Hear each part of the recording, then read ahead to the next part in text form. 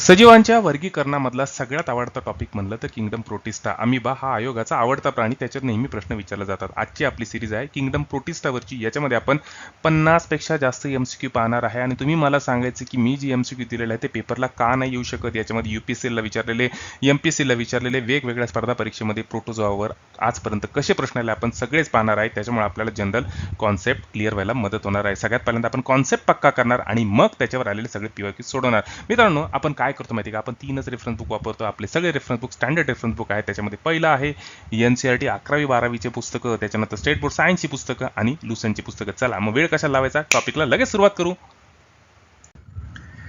Kingdom protista.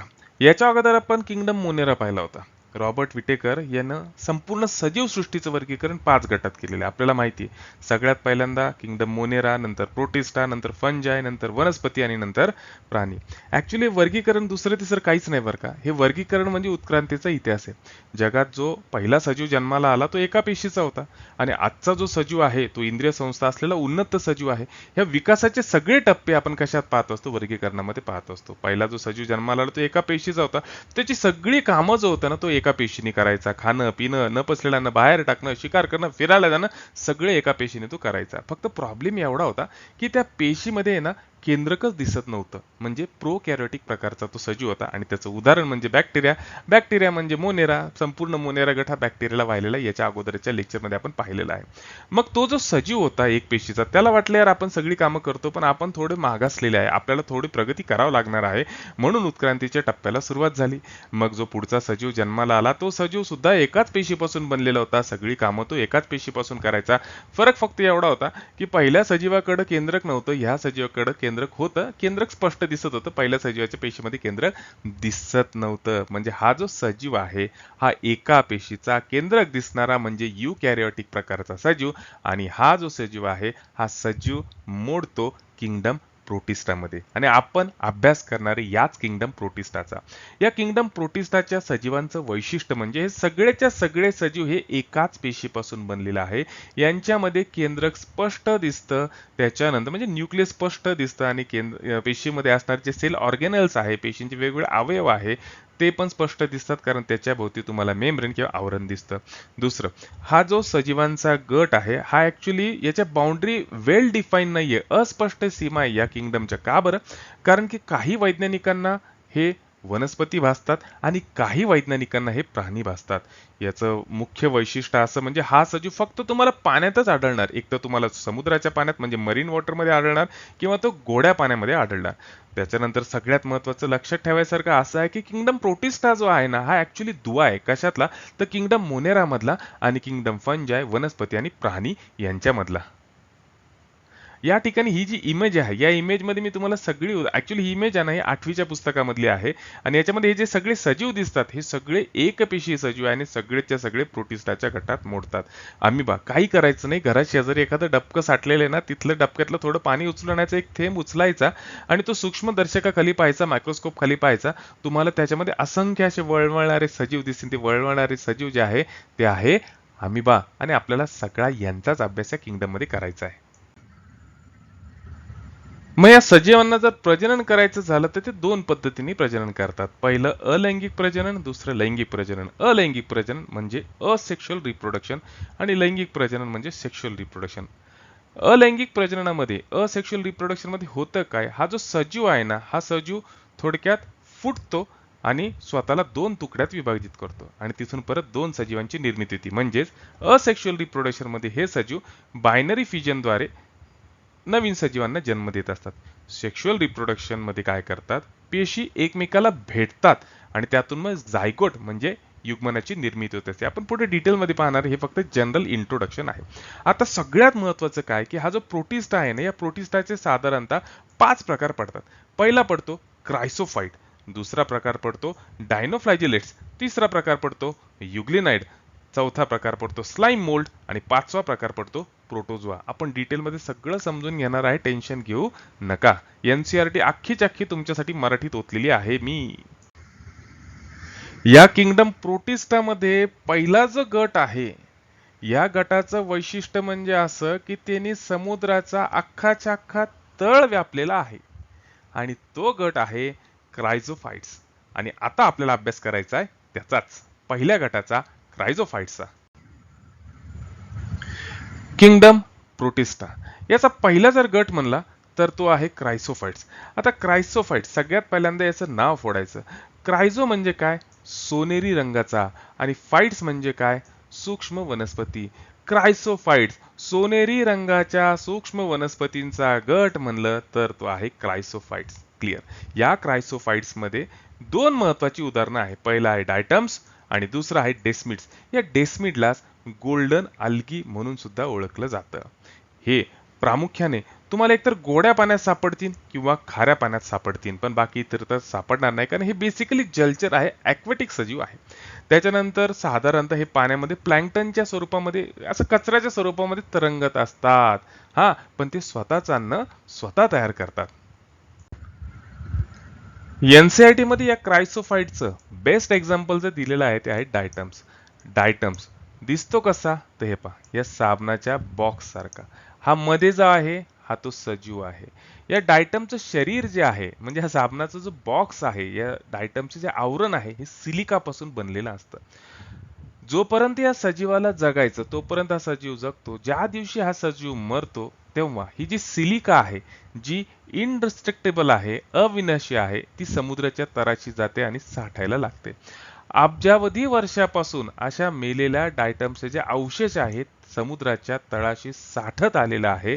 आणि आता समुद्राच्या तळाकडे पाहिल्यावर असं वाटतं की जसं काय ते डायटोमेशियम अर्थ आहे. समुद्राची वाळू पहा, तुम्हाला एकदम खडबडीत लागणार. ती ऍक्च्युली खडबडीत वाळू काय आहे तर ते सिलिकाचे अवशेष आहे. आणि सिलिका आवरण कोणाचं होतं तर या डायटम्सचं होतं. म्हणूनच या डायटम्सला चीफ प्रोड्युसर ऑफ सी म्हणजे महासागराचे मुख्य उत्पादक सुद्धा म्हणलं जातं. या डायटमचा उपयोग काय? ही साहजिकच खडबडीत माती असते. याचा उपयोग कशासाठी होतो तर पॉलिशिंगसाठी, त्याच्यानंतर तेल आणि सिरपच्या गाळणीसाठी, फिल्ट्रेशनसाठी सुद्धा याचा उपयोग केला जातो. हे पहा, या इमेज मध्ये आपण पाहू शकता, हे जे आहे हे सगळे डायटम्स आहे, हे जिवंत डायटम्स आहे. काही दिवसांनी मरणार आणि मेले की मग ते सिलिकाच्या फॉर्म मध्ये समुद्राच्या तळाशी जाऊन बसणार आणि डायटोमेशियम अर्थ फॉर्म करणार. पेपरला येऊ शकता.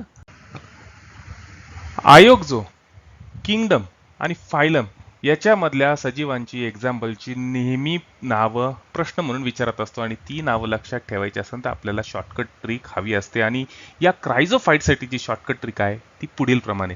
क्रायझोफाइट्समध्ये ऍक्च्युली दोनच नाव येतात, एक येतं डायटम्स आणि दुसरं येतं डेस्मिड, ज्याला गोल्डन अल्गी म्हणतो. पण त्याच्यासाठी शॉर्टकट ट्रिक आहे. क्राय करून डायमंड गोल्ड झाला. Cry cry for chrysophytes, diamond dia for diatoms, आणि gold gold for golden algae. Shortcut trick काय? क्राय करून डायमंड गोल्ड झाला. याच्यापेक्षा सोपी तुम्हाला सुचत असेल ना, बिनधास्त वापरा. चला पहा बरं जमतो का प्रश्न. फक्त 2 स्लाइड पाहिल्या, किंगडम प्रोटिस्टा मधला क्रायसोफाइट पहिलाच गट पाहिला आणि त्याच्यावर हमखास पेपरला विचारला जाईल असा प्रश्न आहे. पहा बरं जमतो का.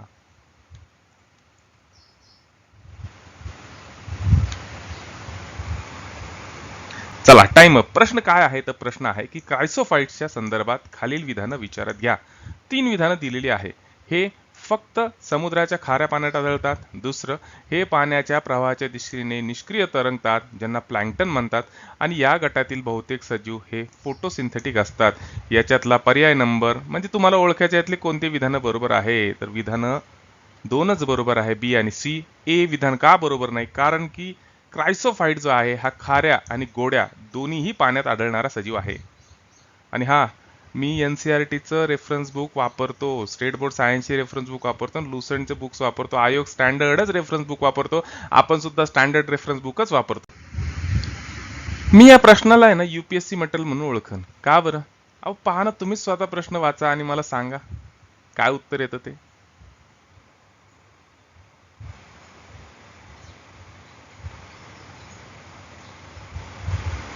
चला काय आहे प्रश्न तर प्रश्न आहे की सुवर्ण शैवाल म्हणून ओळखला जाणारा डेस्मिड्स चा समावेश खालीलपैकी कोणत्या गटात होता? इतक्यात वाचलं ना, गोल्डन अल्गी, क्रायसोफाइट्स. कॉन्सेप्ट पक्का असेल तर उत्तर निघणारच.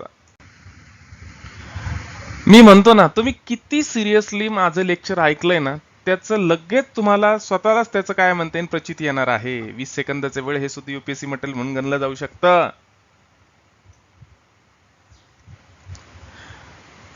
चला पायचा प्रश्न काय आहे तर डायटमच्या पेशी भित्तिकेमध्ये खालील पैकी कोणत्या पदार्थाचा समावेश होतो ज्यामुळे त्याची पेशी भित्तिका ही अविनाशी किंवा इनडिस्ट्रक्टेबल ठरते. आणि याचं उत्तर आहे मित्रांनो सिलिका. सांगायची गरज आहे का हो? अहो साहजिकच आहे ना, त्याचं बाहेरचं जे आवरण आहे ते सिलिकापासून बनलेलं आहे आणि त्याच्यामुळे ते डायटोमिसिस अर्थ तयार होते. आपण ते सगळं पाहिलेलं ना ऑलरेडी. भाई साहब ये तो पक्का यूपीएससी का मटेरियल आहे, एमपीएससी का मटेरियल आहे. हा असा प्रश्न विचारला जाऊच शकतो आयोगाने. तुम्ही स्वतःच वाचा आणि मला सांगा की आयोग हा प्रश्न का नाही विचारू शकत. 20 सेकंदाचा वेळ आहे. मी म्हणतो ना की पहिल्यांदा तुमचा कॉन्सेप्ट पक्का केला ना, मी फक्त पीवायक्यूचं अनालिसिस नाही करत आहे, मी आहे ना तो कॉन्सेप्ट अशा पद्धतीने पक्का करून देतोय. अहो कसाही आयोगाने फिरून प्रश्न विचारू द्या, आपल्याला उत्तर जमलंच पाहिजे. आणि या ठिकाणी प्रश्न काय आहे तर प्रश्न आहे खालीलपैकी कोणत्या सजीवांना समुद्रातील मुख्य उत्पादक किंवा चीफ प्रोड्युसर ऑफ ओशन म्हणलं जातं. कोण आहे? उत्तर आहे डायटम्स. ऑलरेडी आपण सगळं पाहिलेलं आहे. मी आता याचं एक्सप्लेनेशन करणार नाही. नसन कॉन्सेप्ट पक्का तर परत जाऊन 2 मिनिटात तो कॉन्सेप्ट पक्का करा की त्याच्यावर 1000 प्रश्न विचारले जाऊ शकतात. आयोग कसाही प्रश्न फिरून विचारला तरी आपलं उत्तर नाही चुकलं पाहिजे. एवढं सांगतो. डायटोमिक्स अर्थ जे आहे आपण कॉन्सेप्ट पाहिलेला आहे त्याच्या रिलेटेड आहे. चला याचं उत्तर आहे डायटम्स. कॉन्सेप्ट पक्का. हा प्रयत्न आवडत असेल तर आता चॅनलला लाईक करा, शेअर करा, सबस्क्राईब करा मित्रांनो. मन लावून लेक्चर बनवतोय, मन लाईन सबस्क्राईब करा. सॉरी तुमची लिंक मध्येच तोडत आहे, पण महत्त्वाची सूचना. अभ्यास कसा करायचा, स्ट्रॅटेजी कोणती वापरायची, पीवायक्यू अनालिसिस कसं करायचं, कोणते रेफरन्स बुक वाचायचे, सगळं जर का तुम्हाला शिकायचं असेल तर आत्ताच 9657003561 या माझ्या नंबरवर व्हॉट्सअप मेसेज करा. मेंटॉरशिप बॅच जॉईन करा. रीडिंगमध्ये 17-18 घंटे बसले तरी एक्झाम निघत नाही. एक्झाम फक्त आणि फक्त निघते तुमच्या स्ट्रॅटेजीवर. विनरची स्ट्रॅटेजी शिकायची असेल तर ही बॅच नक्की जॉईन करा. सोबतच सांगतो 1 जून 2026 रोजी आपलं ॲप्लिकेशन लॉन्च होत आहे. माझे व्हिडिओ तुम्हाला आवडत आहे, आपली स्ट्रॅटेजी पण डिफरंट आहे आणि आपण त्याच पद्धतीने आपले सगळे व्हिडिओ बनवलेले आहे. अख्ख्या समुद्राच्या पाण्याचा रंग बदलण्याची ताकद ज्या सजीवांमध्ये आहे त्या सजीवांचं नाव म्हणजे डायनोफ्लॅजेलेट. आणि हाच आहे किंगडम प्रोटिस्टा मधला दुसरा गट. आणि आता आपल्याला अभ्यास करायचा आहे याच गटाचा. पाहू शकता तुम्ही रेड सी, रेड टाईड सगळं आपण डिटेलमध्ये पाहू. डायनोफ्लॅजिलेट किंगडम प्रोटिस्टा मधला दुसरा गट. हे जे सजीव आहे हे प्रामुख्याने तुम्हाला फक्त समुद्राच्या पाण्यातच आढळणार, म्हणजे हे मरीन ऑर्गॅनिझम आहे. हे सजीव स्वतःच अन्न स्वतः तयार करतात कारण की त्यांच्याकडे क्लोरोफिल आहे. हे फोटोसिंथेटिक आहे, प्रकाश संश्लेषी आहे. या सजीवांचं महत्वाचं वैशिष्ट्य म्हणजे हे सजीव तुम्हाला वेगवेगळ्या प्रकारच्या रंगात आढळणार कारण त्यांच्या पेशीमध्ये असलेल्या रंगद्रव्यामुळे. हे सजीव तुम्हाला कधी पिवळे दिसतील, कधी हिरवे दिसतील, कधी तपकिरी दिसतील, कधी निळे दिसतील आणि कधी लाल दिसतील. हे पहा, हा हिरव्या रंगाचा डायनोफ्लॅजिलेट. सुरुवातीचा जो सजीव पाहिला ना की ज्यानं समुद्राचं अख्खच्या अख्खं पाणी लाल केलं होतं ना, चला आता आपण त्याचा अभ्यास करू. त्याचं नाव आहे गोनियालॅक्स. गोनियालॅक्स जो आहे हा समुद्राची लाल भरती म्हणजे रेड टाईड साठी कारणीभूत असतो. याचं वैशिष्ट्य म्हणजे हा सजीव दिसायला लाल रंगाचा आहे कारण त्याच्यामध्ये लाल रंगद्रव्य आहे. आणि याची स्वतःला मल्टिप्लाय करायची ताकद इतकी भयानक आहे की काही वेळातच तो अख्खा समुद्र व्यापू शकतो आणि त्या समुद्राचं पाणी संपूर्ण तुम्हाला लाल दिसायला लागतं. हा भयानक विषारी आहे. यांनी जर का समुद्राच्या पाण्याचा रंग चेंज केला किंवा ती जर का जागा ऑक्युपाय केली तर विषारी द्रव बाहेर टाकतात आणि त्यामुळं तिथं राहणारे मासे आणि इतर सागरी जीव जे आहे ते सुद्धा मोठ्या संख्येने मरतात. बऱ्याच वेळा तुम्हाला समुद्राचं पाणी लाल झालेलं दिसन, काही केसमध्ये तुम्हाला समुद्राचं पाणी निळं झालेलं सुद्धा दिसणार आहे. डिस्कवरीच्या व्हिडिओमध्ये तुम्ही पाहिलं असेल. या सगळ्यासाठी कारणीभूत आहे हे डायनोफ्लॅजिलेट. आणि या लाल रंगासाठी, लाल भरतीसाठी जो कारणीभूत आहे त्याचं नाव आहे गोनियालॅक्स. पेपरला येण्यासारखा क्वेश्चन. चला लक्षात घेऊ पुढची भन्नाट ट्रिक काय आहे. तर आपल्याला पाहायचंय फायलम. फायलम आहे डायनोफ्लॅजिलेट. डायनोफ्लॅजिलेट मध्ये ऍक्च्युली दोनच उदाहरणं. पहिलं गॉन्युलिक्स आणि दुसरं नॉक्ट्युलिका. लक्षात कसं ठेवायचं, डायनोसोर नॉक्टोपस जो ऑक्टोपसचा भाऊ आहे त्याच्या घरी चमकणाऱ्या गोण्या घेऊन गेला. हे पहा डायनासोर जो आहे या नॉक्टोपसच्या घरी या चमकणाऱ्या गोण्या घेऊन गेला आहे की नाही.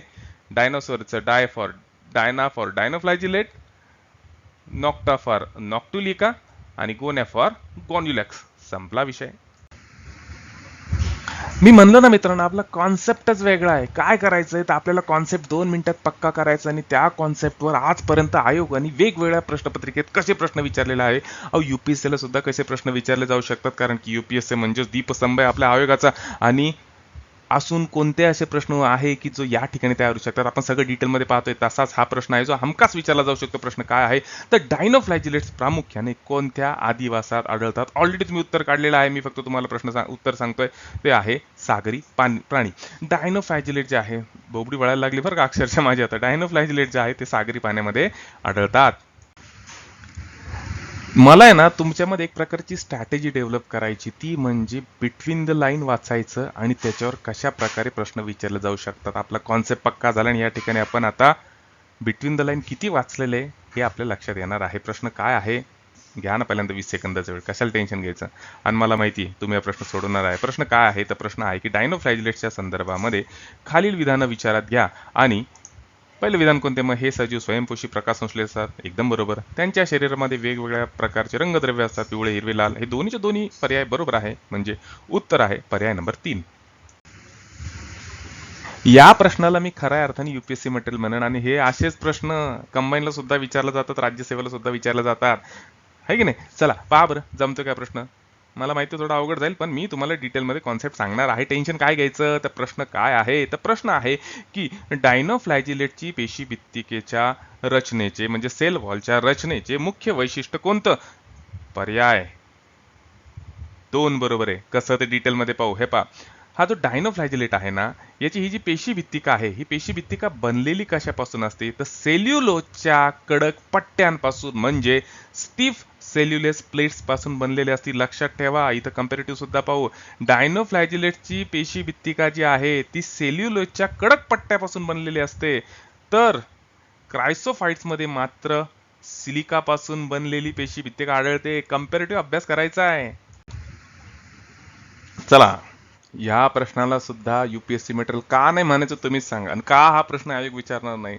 मी मित्रांनो आहे ना फक्त पीवायक्यूचं एक्सप्लेनेशन करायला नाही आलो इथं. मी इथं आलोय तुमचा कॉन्सेप्ट पक्का करायला आणि त्याच्यावर कशा प्रकारे अजून प्रश्न तयार होऊ शकतात ते सगळं सांगायला आलेलं आहे. 20 सेकंदाचा वेळ आहे. 20 सेकंदामध्ये आता तुम्ही पहा, तुम्ही ह्या प्रश्नाचं उत्तर ऑलमोस्ट काही जणांनी दिलं असेल, काही जणांनी दिलं नसेल. आपण डिटेलमध्ये पाहू की मी आहे ना खालीलपैकी कोणता सजीव हा डायनोफ्लॅजिलेट गटामध्ये मोडतो जो रात्रीच्या वेळी चमकतो, प्रकाश दर्शवतो. 4 पर्याय दिलेले आहे आणि त्याच्यातला योग्य पर्याय आहे पर्याय नंबर 3, नॉक्टिलुका.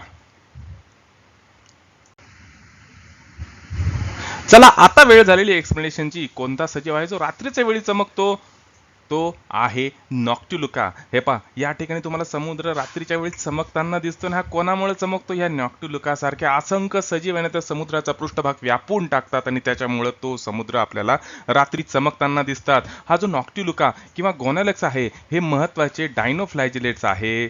नॉक्टिलुका हा समुद्रात रात्री प्रकाश सोडतो आणि ज्यामुळे त्याला समुद्राचं भूत म्हणून सुद्धा ओळखलं जातं. कॉन्सेप्ट आता खरा पक्का झाला. हा किंगडम प्रोटिस्टा आहे ना, हा खऱ्या अर्थाने खरंच महत्वाचा आहे बरं का, कारण याच्यामधले सजीवांना विचित्र विचित्र काहीतरी फेनॉमेना क्रिएट करत असतात आणि त्याच्यामुळे आयोगाला इथं जावंच वाटतं आणि प्रश्न विचारावा लागतो. हा सुद्धा युपीएससी मटेरियल प्रश्न म्हणून रेफर करू शकतो. काय आहे प्रश्न, घ्या ना वेळ पुरेपूर आणि द्या ना उत्तर. मला माहिती आहे तुम्ही काढणार आहे उत्तर, कारण की तुमचा कॉन्सेप्ट पक्का झालेला आहे.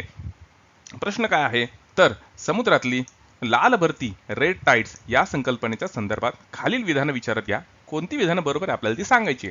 पहिलं विधान आहे, ही घटना प्रामुख्याने गोनॅलक्स सारख्या लाल डायनोफ्लॅजिलेट्सच्या वेगवान गुणाकारामुळे दिसते. अहो समुद्राचा सरफेस आपल्याला काही कालावधीनंतर पृष्ठभाग हा एकदम लाल दिसायला लागतो. आपण ते पाहिलेलं आहे ना ऑलरेडी, आणि त्यामुळं समुद्राचे पाणी लाल रंगाचे दिसू लागते. दोन्हीच्या दोन्ही विधानं बरोबर आहे. मित्रांनो तुम्ही फक्त अभ्यास करा, कॉन्सेप्ट मी पक्का करून देणार आहे. हे पहा, हा आहे लाल समुद्र रेड टाइड्स, आणि कोणामुळे होतो वाचले ना सगळं आता, या गोनॅलक्समुळे. कॉन्सेप्ट पक्का.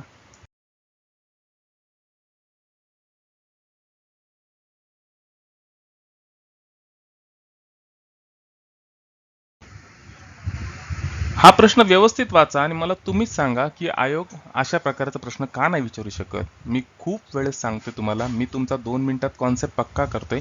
मला मागच्या वर्षीचे PYQचं ॲनालिसिस नाही करायचं. फक्त ह्या कॉन्सेप्टवर आयोग अजून कशा प्रकारे प्रश्न विचारू शकतो, UPSC मध्ये कशा प्रकारे प्रश्न आलेले आहे, मला सगळे तुमचे कॉन्सेप्ट पक्के करायचे आहेत. चला मग प्रश्न काय आहे, तर प्रश्न एकदम सोपा आहे की हा जो गोन्यालक सारखा जो सजीव आहे, जो डायनोफ्लॅजिलेट आहे, त्याच्याद्वारे उत्सर्जित केल्या जाणाऱ्या आणि मानवामध्ये पॅरालिटिक शेलफिश पॉइझनिंग, ज्याला आपण PSP म्हणतो, यासाठी कारणीभूत असणाऱ्या विषाचं नाव काय तुम्हाला ते सांगायचं आहे. त्या टॉक्सिनचं नाव काय तुम्हाला सांगायचं आहे.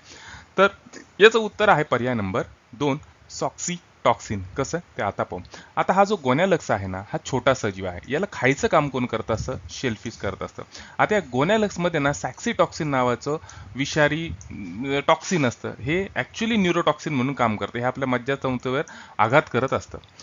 शेलफिश जे आहे समुद्रातले, म्हणजे शिंपले, हे सजीव या गोन्यालक्सला खातात आणि यांच्या अंगातलं विष हे शेलफिशच्या अंगामध्ये साठायला सुरुवात होतं. आणि आपण काही माणसं शेलफिशसुद्धा खातात. मग ते शेलफिश जे लोक खातात त्यांच्या शरीरामध्ये हे विष जातं आणि परिणामतः त्यांना अर्धांग वायूचा झटका येतो. त्यालाच म्हणलं जातं पॅरालिटिक शेलफिश पॉइझनिंग. कॉन्सेप्ट पक्का. आता हे जे सजीव दिसतात ना, हे सजीव आहे किंगडम प्रोटिस्टा मधला तिसरा गट, युग्लिनॉइड म्हणून. दिसायला हिरवे, स्वतःचं अन्न स्वतः तयार करतात. प्रकाश भेटला तर ते स्वतःचं अन्न स्वतः तयार करतील आणि प्रकाश नाही भेटला तर आजूबाजूला जे सापडतील त्याला खाऊन टाकतील. म्हणजे हे कधी कधी स्वयंपोषी म्हणून काम करतात आणि कधी कधी परपोषी म्हणून काम करतात. आणि आपल्याला आता अभ्यास करायचा आहे याच युग्लिनॉइडचा. युग्लिनॉइड किंगडम प्रोटिस्टा मधला तिसरा गट म्हणजे युग्लिनॉइड. या युग्लिनॉइडचं वैशिष्ट्य असं की हे सगळेच्या सगळे तुम्हाला शक्यतो गोड्या पाण्यामध्ये आढळणार. यांच्यामध्ये पेशीभित्तिका नसते, त्याऐवजी पेलिकल नावाचा प्रथिनांनी बनलेला एक थर असतो. पेपरला विचारलं जाऊ शकतं की युग्लिनॉइड मध्ये पेशीभित्तिका नसेल तर कशाचा थर असतो, तर तो असतो पेलिकलचा. या पेलिकलच्या थरामुळं यांचं शरीर अतिशय लवचिक किंवा फ्लेक्झिबल असतं आणि इकडून तिकडं जाण्यासाठी यांच्याकडे फ्लॅजिला म्हणजे कशाभिका असतात. मिशांसारखा पार्ट आहे, इकडं तिकडं जायला त्यांना कामा येतो.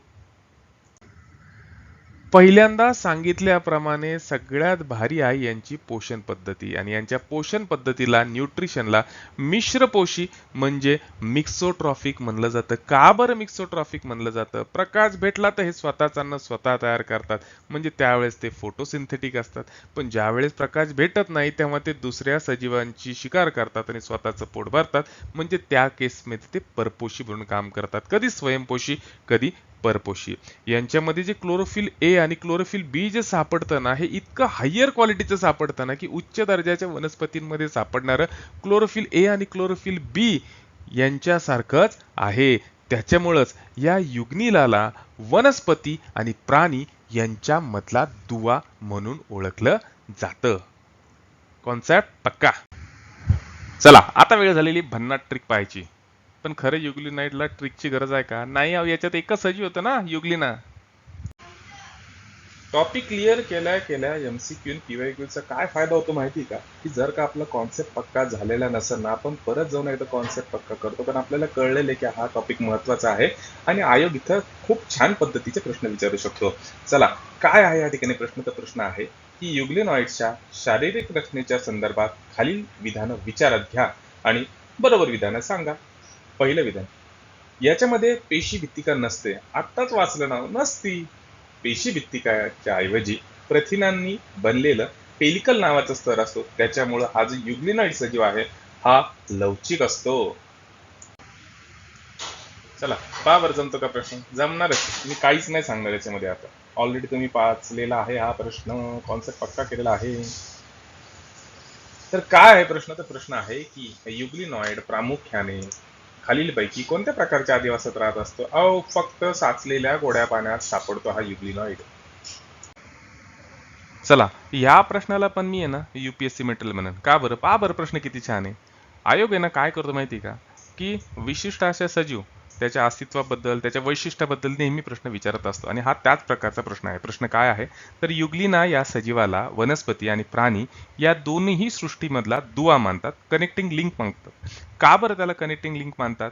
कारण तो जो सजीव आहे तो मिश्रपोषी म्हणजे मिक्सोट्रॉफिक आहे. आता कॉन्सेप्ट पक्का करू. हे पहा, हे जे पाणी आहे ना, साठलेलं गोड पाणी, याच्यामध्ये जे हिरवा थर आलेला आहे ना, हा थर आहे युग्लिनाचा.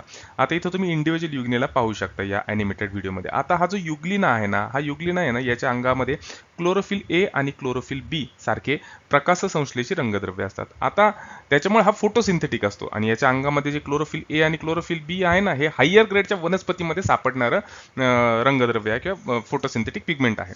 आता दुसरं महत्त्वाचं वैशिष्ट्य म्हणजे काय, की ज्यावेळेस याला प्रकाश भेटतो त्यावेळेस तो प्रकाशाच्या सानिध्यात स्वतःचं अन्न स्वतः तयार करणार, पण ज्यावेळेस याला प्रकाश भेटत नाही त्यावेळेस तो आपल्यासारखा परोपजीवी होतो, दुसऱ्याला पकडतो, खातो, त्याची शिकार करतो. म्हणून याला मिश्रपोषी सजीव म्हणलं जातं. सॉरी तुमची लिंक मध्येच तोडत आहे, पण महत्त्वाची सूचना: अभ्यास कसा करायचा, स्ट्रॅटेजी कोणती वापरायची, पीवायक्यू अनालिसिस कसं करायचं, कोणते रेफरन्स बुक वाचायचे, सगळं जर का तुम्हाला शिकायचं असेल तर आत्ताच 9657003561 या माझ्या नंबरवर व्हॉट्सअप मेसेज करा. मेंटॉरशिप बॅच जॉईन करा. रीडिंगमध्ये 17-18 घंटे बसले तरी एक्झाम निघत नाही. एक्झाम फक्त आणि फक्त निघते तुमच्या स्ट्रॅटेजीवर. विनरची स्ट्रॅटेजी शिकायची असेल तर ही बॅच नक्की जॉईन करा. सोबतच सांगतो, 1 जून 2026 रोजी आपलं ॲप्लिकेशन लॉन्च होत आहे. माझे व्हिडिओ तुम्हाला आवडत आहे, आपली स्ट्रॅटेजी पण डिफरंट आहे आणि आपण त्याच पद्धतीने आपले सगळे व्हिडिओ बनवलेले आहे. वनस्पतींची कुजलेली पानं काड्या खाणारा, बुरशीसारखा दिसणारा सजीवांचा, किंगडम प्रोटिस्टा मधल्या सजीवांचा चौथा गट म्हणजे स्लाइम मोल्ड. आणि आता आपल्याला त्याचाच अभ्यास करायचा आहे. हे पाय, बुरशीसारखाच दिसतो ना, हे आहे स्लाइम मोल्ड. मेलेल्या कुजलेल्या वनस्पतींचे किंवा त्यांच्या अवशेषांवर जगणारा सजीवांचा गट म्हणजे किंगडम प्रोटिस्टा मधला चौथा प्रकार, चौथा गट. त्याचं नाव आहे स्लाइम मोल्ड. हा मृतपजीवी किंवा सॅप्रोफॅटिक आहे. याला जर का अनुकूल परिस्थिती भेटली तर हा समूहामध्ये वाढायला सुरुवात करतो आणि इतका वाढतो ना की त्याच्या अंतर्गत येणार ज्या काही मृत वनस्पती तो सगळ्यांनाच खाऊन टाकतो. मग या समूहाला काय म्हणलं जातं? या स्लाइम मोल्डच्या तर प्लाझ्मोडियम म्हणलं जातं. आता हा प्लाझ्मोडियम जो शब्द आहे आपण 2 ठिकाणी ऐकलेला आहे.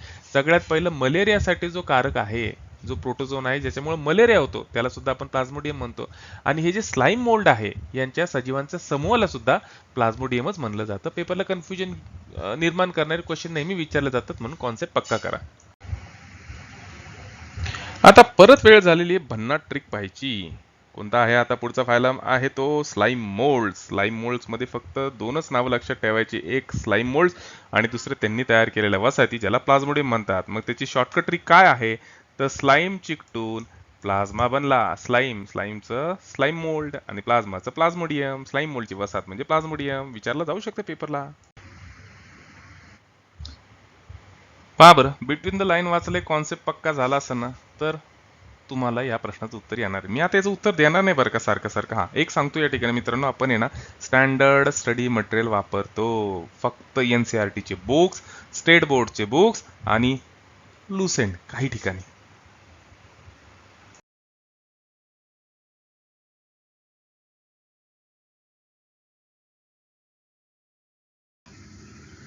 माणसामध्ये विविध प्रकारचे रोग आजार पसरवणाऱ्या सजीवांचा गट म्हणलं तर प्रोटोझोआ. किंगडम प्रोटिस्टा मधला पुढचा जो गट आहे त्याचं नाव आहे प्रोटोझोआ. लहानपणापासून हा अमिबा प्राणी आपण शिकलेलो आहे. दिसायला कसा? हा अनिश्चित आकाराचा, याच्याकडे खोटे पाय असतात, ज्याला सुडोपोडिया म्हणलं जातं किंवा छदमपाद म्हणलं जातं. याचा वापर हालचाल करण्यासाठी, इकडून तिकडे जाण्यासाठी, भक्ष्य पकडण्यासाठी केला जातो. चला मग आपण आता या सजीवांचा डिटेलमध्ये अभ्यास करू. पेपरला याच्यावर खूप सारे प्रश्न येतात. मी म्हणलं ना की या टॉपिकवर वनस्पतीच्या किंवा सजीवांच्या वर्गीकरणामध्ये डायरेक्ट प्रश्न विचारले जातील किंवा रोग आणि आरोग्यासाठी या टॉपिक मधले प्रश्न बऱ्याच वेळेस विचारले जातात. प्रोटोझोआ म्हणजे आदिजीव. प्रोटोझोआ सर्व परपोषी सजीवांचा गट. त्यांना प्राण्यांचं आदिम नातेवाईक किंवा प्रिमिटिव्ह रिलेटिव्ह असं सुद्धा म्हणलं जातं. यांचा आकार जर म्हणला तर सर्वसाधारण 200 मायक्रॉन किंवा त्यापेक्षा जास्त असतो. एक पेशी असतात, दृश्य केंद्रिके असतात. साहजिकच किंगडम प्रोटिस्टामध्ये मोडतात, म्हणजे एक पेशीच असणार आणि दृश्य केंद्रिकेच असणार, म्हणजे युकॅरियोटिक सजीव असणार. यांचं जर का प्रजनन पाहायचं झालं तर मुख्यत्वे यांच्यामध्ये द्विखंडी भवन म्हणजे बायनरी फ्युजन आढळतं. बायनरी फ्युजन म्हणजे काय? की एक सजीव फुटतो आणि एकापासून 2 सजीव निर्माण होत असतात, त्याला म्हणलं जातं बायनरी फ्युजन. या प्रोटोझोआचे ना त्याच्या हालचालीवरून 4 गट पडतात. कोणते 4 गट पडतात आपण पुढे डिटेलमध्ये पाहणार आहे. पण त्याच्यातले काही महत्त्वाची उदाहरणं. अमिबा. अमिबा कुठं सापडतो? तो गोड्यात पाण्यात आढळतो आणि स्वतंत्ररित्या जीवन जगत असतो. दुसरा जो सजीव आहे तो आहे पॅरामिशियम. पॅरामिशियम हा सुद्धा गोड्या पाण्यातच आढळणार आणि सिलियाच्या साहाय्याने हालचाल करणार. हे पहा, हा आहे पॅरामिशियम. हे जे दिसतात ना तुम्हाला केस, याला म्हणायचं सिलिया. तर हा जो पॅरामेशियम आहे या सिलियाच्या साहाय्याने हालचाल करत असतो. पुढचा जो आहे उदाहरण ते आहे एंटामिबा. एंटामिबा म्हणजे काय? तर अमिबाचा चुलत भाऊ म्हणलं तरी चालेल.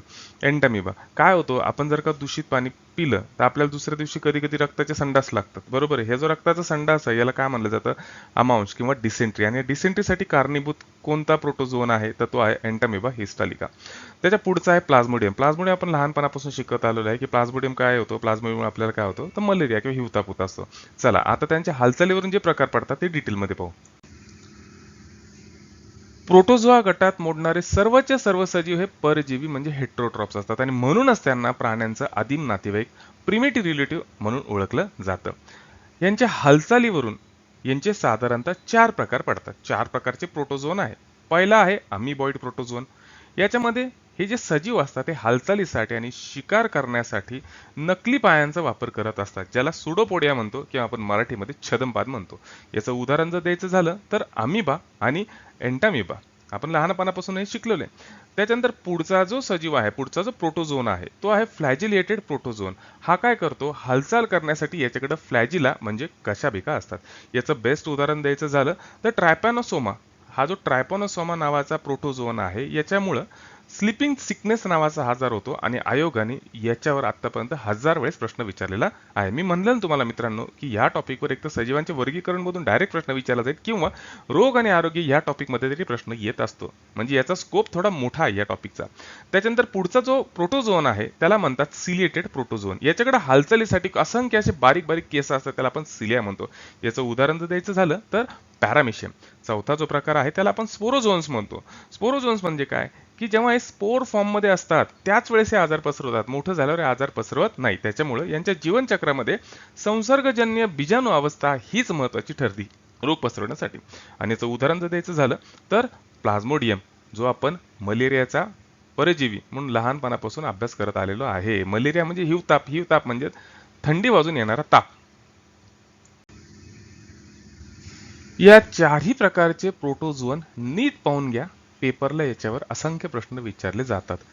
पहिला जो आहे तो आहे अमिबा, जो त्याच्या हालचालीसाठी सुडोपोडियाचा वापर करत असतो. दुसरा जो आहे तो आहे ट्रायपोनोसोमा, जो त्याच्या हालचालीसाठी हे पहा या शेपटीचा वापर करत असतो. हा जो प्रोटोझोन आहे तो आहे ट्रायपोनोसोमा, जो स्लीपिंग सिकनेससाठी कारणीभूत आहे. त्याच्यानंतर पुढचा जो प्रोटोझोन आहे तो आहे सिलिएटेड प्रोटोझोन म्हणजे पॅरामेशियम. हे पहा हे असंख्य केस त्याच्या अंगावर आहे आणि हा आहे पॅरामेशियम. आणि चौथा जो आहे त्याला म्हणलं जातं स्पोरोझोन म्हणजे बीजाणूच्याच केसमध्ये जे आजार पसरवत असतात. उदाहरण द्यायचं झालं तर प्लाझ्मोडियम. मच्छर चावला, त्याच्या लाळेमध्ये असणारा जो प्रोटोझोन आहे तो आपल्या शरीरामध्ये गेला आणि आजार पसरायला त्यांनी सुरुवात केली. 2 मिनिट व्यवस्थित पाहून घ्या, कारण याच्यावर खूप सारे प्रश्न विचारले जातात. आता वेळ झालेली आहे भन्नाट ट्रिक पाहायची. पुढचा फायलम आहे प्रोटोझोआ. या प्रोटोझोआमध्ये साधारणतः 4च सजीव होतात जे पेपरला विचारले जातात. पहिला अमिबा, दुसरा एंटामिबा, त्याच्यानंतर प्लाझ्मोडियम, पॅरामिशियम आणि ट्रॅपॅनोसोमा. चला मग ट्रिक काय आहे? तर प्रोफेसर अमिबाचा प्लाझ्मा टीव्ही पॅरामिशियमनी ट्राय केला. प्रोफेसर अमिबाचा प्लाझ्मा टीव्ही पॅरामिशियमने ट्राय केला. प्रो फॉर प्रोटोझोआ म्हणजे हे उरलेले सगळे चारही सजीव जे आहे ते कशात येतात? प्रोटोझोआमध्ये येतात. मग प्रोफेसर अमिबाचा प्लाझ्मा, प्लाझ्मा म्हणजे प्लाझ्मोडियम, टीव्ही पॅरामिशियम, पॅरामिशियम त्याच्यातलंच उदाहरण आहे, आणि ट्राय केला. ट्राय म्हणजे ट्रायपोनोसोमा.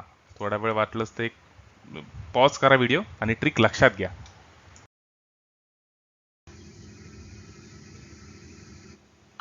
चला पहा बरं, जमतो का पुढचा प्रश्न. कंबाईन पूर्व 2019 ला आलेला प्रश्न आहे. प्रश्न एकदम सोपा आहे. आपण आता जे प्रोटोझोन पाहिलंय त्याचं उदाहरण पाहिलं अमिबा, या अमिबावरच आलेला प्रश्न आहे. अमिबा मी म्हणतो ना, प्रोटोझोन मध्ये आवडता जर कोणता प्राणी असा आयोगाचा तो अमिबा आहे. काय प्रश्न विचारलेला आहे? तर प्रश्न विचारलेला आहे की द्विविभाजनासाठी अमिबाला किती जनक पेशींची आवश्यकता असते? द्विविभाजनासाठी एकच जनक पेशीची आवश्यकता असते. पॅरेंट पेशी एकच असते. ती फुटती, तिच्यापासून दोन नवीन सजीव जन्माला येत असतात. कॉन्सेप्ट पक्का? चला, कॉन्सेप्ट जर पक्का झालेला असणार ना तर तुम्ही हा प्रश्न चुकणार नाही. पेपरला हमखास येण्यासारखा प्रश्न आहे. काय आहे तर प्रोटोझोआ या संदर्भात खालीलपैकी विधानं विचारात घ्या आणि कोणती विधानं बरोबर आहे तुम्हाला सांगायचंय. 20 सेकंदाचा वेळ आहे. प्रश्नाचा वेळ संपत आलेला आहे. चला मग आता पाहू प्रश्न. प्रश्न काय आहे तर प्रोटोझोआ म्हणजेच आदिजीवी या संदर्भात खालीलपैकी कोणतं विधान जे आहे ते बरोबर आहे आपल्याला ते सांगायचंय. पहिला पर्याय जो आहे या ठिकाणी तो आहे हे सर्व सजीव परपोषी असतात. एकदम बरोबर आहे ना. या प्रोटोझोआ म्हणजे काय हो? किंगडम प्रोटिस्टा मधला पाचवा गट प्रोटोझोआ. प्रोटोझोआ म्हणजे परपोषी. सगळेचे सगळे सजीव याच्यातले हेटरोट्रॉफिक असतात.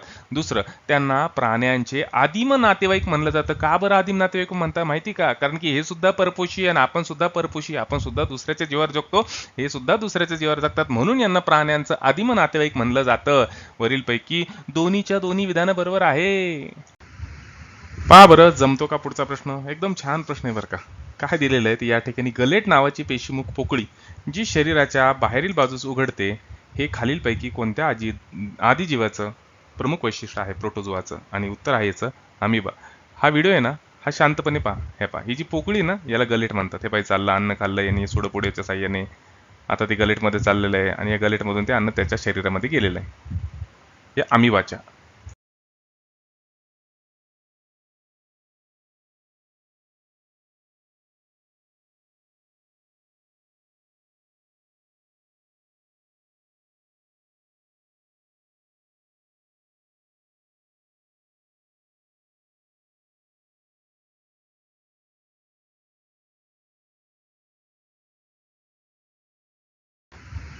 पहा बरं, जमतो का पुढचा प्रश्न. एकदम छान प्रश्न आहे बरं का. काय दिलेलं आहे या ठिकाणी, गलेट नावाची पेशीमुख पोकळी जी शरीराच्या बाहेरील बाजूस उघडते हे खालीलपैकी कोणत्या आदिजीवाचं प्रमुख वैशिष्ट्य आहे प्रोटोझोआचं? आणि उत्तर आहे याचं अमिबा. हा व्हिडिओ आहे ना, हा शांतपणे पहा. हे पहा, ही जी पोकळी ना याला गलेट म्हणतात. हे पाहिजे, चाललं अन्न खाल्लं याने सोडपुडेच्या साह्याने, आता ते गलेटमध्ये चाललेलं आहे आणि या गलेटमधून ते अन्न त्याच्या शरीरामध्ये गेलेलं आहे, या अमिबाच्या. पहा बरं, PSI पूर्व 2016 ला आलेला प्रश्न जमतो का. प्रश्न काय आहे तर मलेरियासाठी कारणीभूत ठरणाऱ्या प्लाझ्मोडियमचा टिंबटिंब फायलम मध्ये समावेश होत असतो. याचं उत्तर आहे, मी सांगणार का नाही, तुम्हाला माहिती उत्तर. उत्तर आहे प्रोटोझोआ.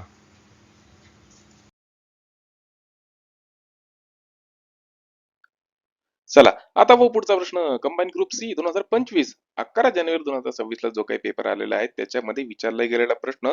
आणि मित्रांनो, आयोगाचा सगळ्यात आवडीचा जर का कोणता आजार असेल तर तो आहे मलेरिया. 2011 पासून 2026 पर्यंत इतक्या वेळेस आयोगाने प्रश्न विचारलेला आहे ना. आपण सगळे प्रश्न पण पाहणार आणि डिटेल मध्ये कॉन्सेप्ट सुद्धा पक्का करणार. आय थिंक 20 सेकंदाचा वेळ होऊन गेला. चला प्रश्न काय आहे तर प्रश्न आहे की घातक सबटर्शियन मलेरिया कोणामुळे होतो? खाली तुम्हाला चार पर्याय दिलेले आहेत. त्या चार पर्यायातलं उत्तर आहे प्लाझ्मोडियम फाल्सिपेरम. डिटेल मध्ये पाहू आता. आपण नेहमी वाचतो की मलेरिया जो आहे ना, हा प्लाझ्मोडियम नावाच्या प्रोटोझोअन पासून म्हणजे आधी जीवापासून होणारा आजार आहे. पण सगळ्यात पहिल्यांदा पाहू हे प्रोटोझोआ काय आहे. तर प्रोटोझोआ म्हणजे एका पेशीपासून बनलेला सजीव जो परपोषी असतो, जो अन्नासाठी इतर सजीवांवर किंवा सेंद्रिय पदार्थांवर अवलंबून असतो आणि आपल्या शरीराची सगळी कामं त्या एकाच पेशीद्वारे करत असतो.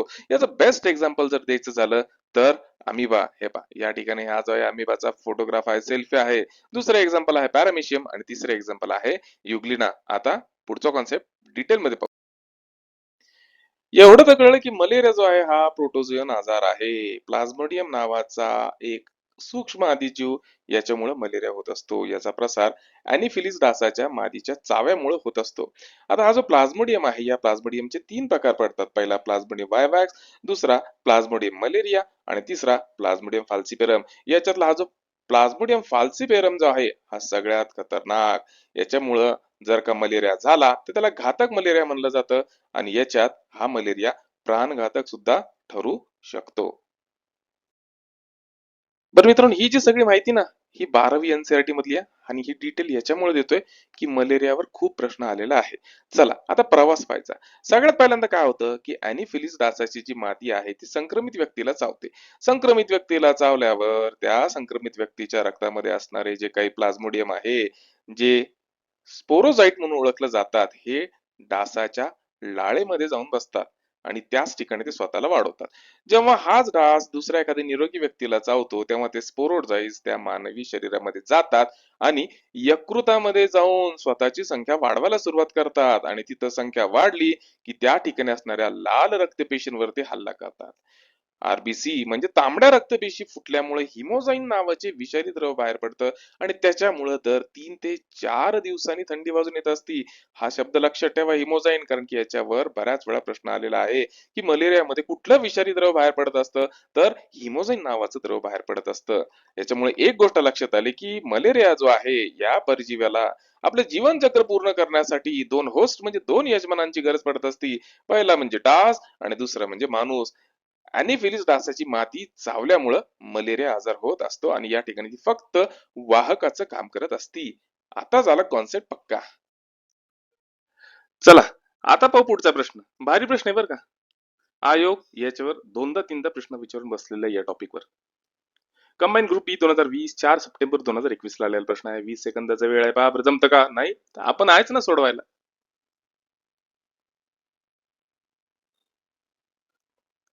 प्रश्न काय आहे की आफ्रिकन स्लीपिंग सिकनेस हा आजार प्रामुख्याने खालीलपैकी कोणत्या परजीवीमुळे होतो? तर नाव आहे ट्रॅपेनोसोमा. उत्तर आहे ट्रॅपेनोसोमा.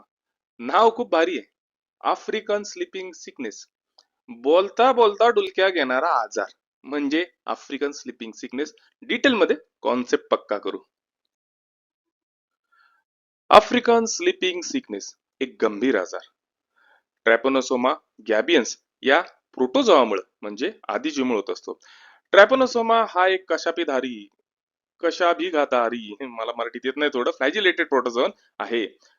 या परजीवीचा प्रसार स्टेत्से नावाच्या माशीच्या चावण्यामुळे होत असताना परिणामतः हा परजीवी मानवी शरीरामध्ये रक्ताद्वारे सेंट्रल नर्वस सिस्टीम पर्यंत जातो, मध्यवर्ती मज्जासंस्थेपर्यंत जातो आणि त्यामुळं त्या व्यक्तीला सतत प्रचंड डुलक्या येतात किंवा झोप येते, म्हणून याला म्हणलं जातं स्लीपिंग सिकनेस. हा आजार प्रामुख्याने सब सहारा आफ्रिकेत, जिथं स्टेत्से माशांचे प्रमाण जास्त आहे, त्या ठिकाणी आढळतो. विषय निघाला म्हणून सांगतो. प्रोटोझोआ आपण मागच्या प्रश्नामध्ये पाहिलेले आहे की प्रोटोझोआ काय असतं. ठीक आहे, तर प्रोटोझोआ प्रामुख्याने 4 प्रकारचे असतात. पहिला असतं अॅमेबॉइड, फ्लॅजिलेटेड, सिलिएटेड आणि स्पोरोझाइन्स. आता फ्लॅजिलेटेडचं उदाहरण द्यायचं झालं तर ट्रॅपिनोसोमा, सिलिएटेडचं उदाहरण द्यायचं झालं तर पॅरामेशियम आणि स्पोरोझोन्सचं उदाहरण द्यायचं झालं तर प्लाझ्मोडियम. मलेरिया ज्याच्यामुळे होतो तो. कॉन्सेप्ट पक्का. पहा, आयोगाने ह्याच कॉन्सेप्ट वर 2 प्रश्न विचारलेला आहे. राज्यसेवा पूर्व 2020 ला आलेला प्रश्न आहे. पहा बरं जमतो का? जमणारच आहे ना. आत्ताच तर पाहिला आपण कॉन्सेप्ट पक्का केलेला आहे. फक्त या ठिकाणी काय सांगितलेलं आहे, TCDC म्हणजेच स्टेत्से माशी चावल्यामुळे होणारा आजार कोणता? तर आफ्रिकन स्लीपिंग सिकनेस, चालता बोलता डुलक्या घेणारा माणूस.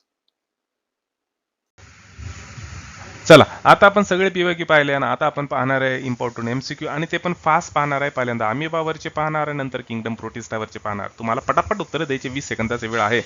पहिला प्रश्न आहे काय? पहिला प्रश्न की अमिबामध्ये अन्न ग्रहण करण्याच्या विशिष्ट प्रक्रियेला काय म्हणतात? तर त्याचं उत्तर आहे फॅगोसायटोसिस. फॅगोसायटोसिस हे पहा, या ठिकाणी हे जे घेतलेले ना अन्न त्यांनी तोंडामध्ये, ही जी क्रिया आहे याला म्हणलं जातं फॅगोसायटोसिस.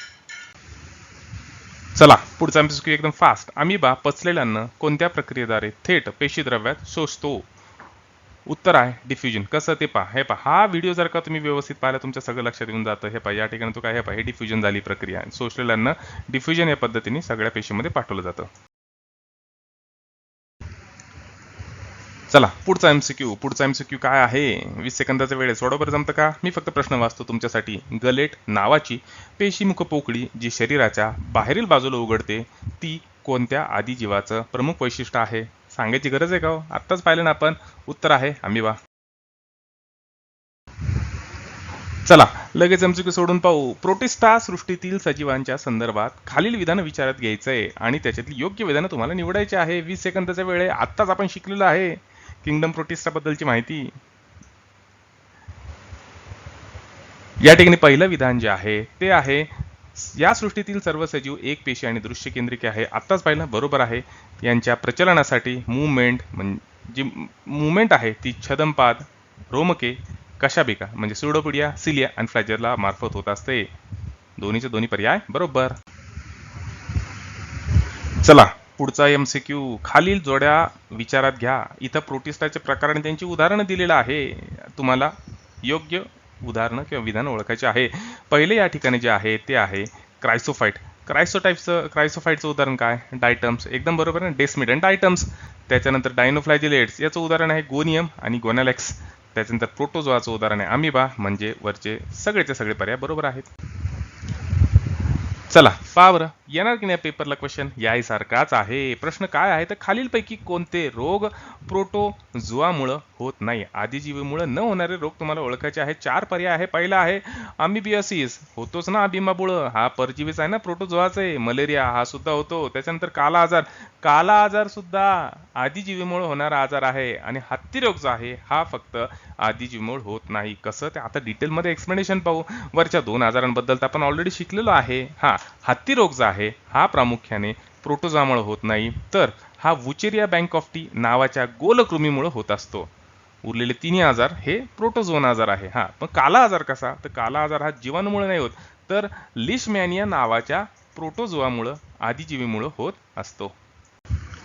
याचा स्क्रीनशॉट काढून घ्या, म्हणजे तुम्हाला किंगडम प्रोटिस्टा मधल्या सजीवांचं जी नावं आहे ती लक्षात ठेवायला त्रास होणार नाही. ही शॉर्टकट ट्रिक आहे. याच्यापेक्षा सोपी शॉर्टकट ट्रिक असेल तर तुम्ही वापरू शकता.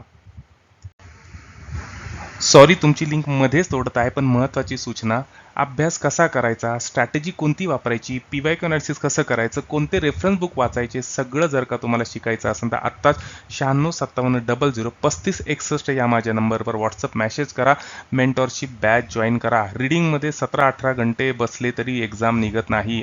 एक्झाम फक्त आणि फक्त निघते तुमच्या स्ट्रॅटेजीवर. विनरची स्ट्रॅटेजी शिकायची असेल तर ही बॅच नक्की जॉईन करा. सोबतच सांगतो 1 जून 2026 रोजी आपलं ॲप्लिकेशन लॉन्च होत आहे. माझे व्हिडिओ तुम्हाला आवडत आहे, आपली स्ट्रॅटेजी पण डिफरंट आहे आणि आपण त्याच पद्धतीने आपले सगळे व्हिडिओ बनवलेले आहे. चला संपला बरं का टॉपिक किंगडम प्रोटिस्टा. आणि आता सुरू होणार आहे पुढचा महत्त्वाचा टॉपिक किंगडम फंगाय. रोज रात्री 9:30 ला आपण लाईव्ह भेटतो आहे, ठीक आहे. आणि उद्याचं जे लेक्चर आहे ते आहे किंगडम फंगाईवरचं. नक्की पहा. आपला पॅटर्न वेगळा आहे. आपल्याला कॉन्सेप्ट पक्का करायचा, त्याच्यानंतर त्याचे पीवायक्यू पाहायचे आणि फक्त पीवायक्यूचं विश्लेषण नाही करायचं, तर त्या टॉपिकवर अजून आयोग कशा पद्धतीने प्रश्न विचारू शकतो सगळं आपल्याला पाहायचं आहे. प्रयत्न आवडत असेल तर चॅनलला आत्ताच लाईक करा, शेअर करा आणि सबस्क्राईब करा. तुमच्या सपोर्टची गरज आहे. बेल नोटिफिकेशनला प्रेस करा, विसरू नका. चला मग भेटू पुढच्या व्हिडिओमध्ये. तोपर्यंत झटून अभ्यास करा आणि मन लावून अभ्यास करा.